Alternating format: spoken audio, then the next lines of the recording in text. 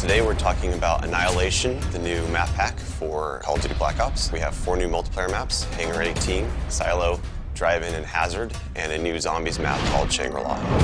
Hangar 18 is based in the highly controversial Area 51, and it has a lot of Easter eggs that play up the conspiracy theory aspect. Hangar 18 is a medium-sized map. It has a pretty classic multiplayer gameplay structure. All the paths lead through and around the hangar. It kind of caters for all game types. You've got your close quarters going through the hangar. You've also got some sniper points as well. Strategically, you want to hold down the hangar. If you can work with your teammates to really control the 4 main flow points, then you're going to dominate the map.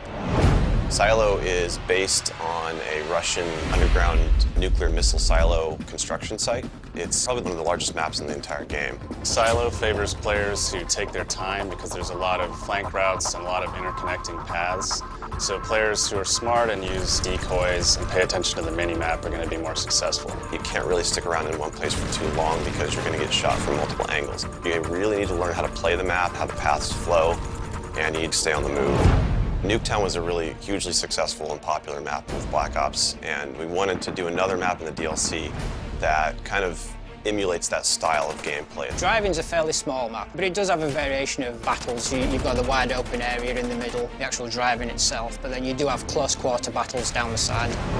So Hazard was inspired by one of our World at War maps called Cliffside, but it's a complete reimagining of it.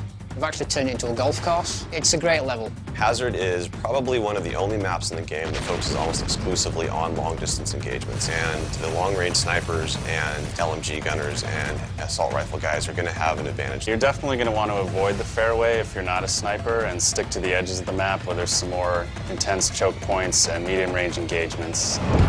The story in Shangri-La is shrouded in mystery. I love to leave it up to the fans to derive their own ideas from it and also discover the facts that we put in there. I hope they really get the sense that we've taken this to just a whole nother level with the new weapons, the new environment, the new ways of getting around the map and things like that. There's a lot of holding areas, escape hatches, and things that let you get out at the last minute, which is a contrast to Call of the Dead, where it was a very wide open map. This is a much tighter map. Don't hold out too long. If things look like they're getting rough, get out of there.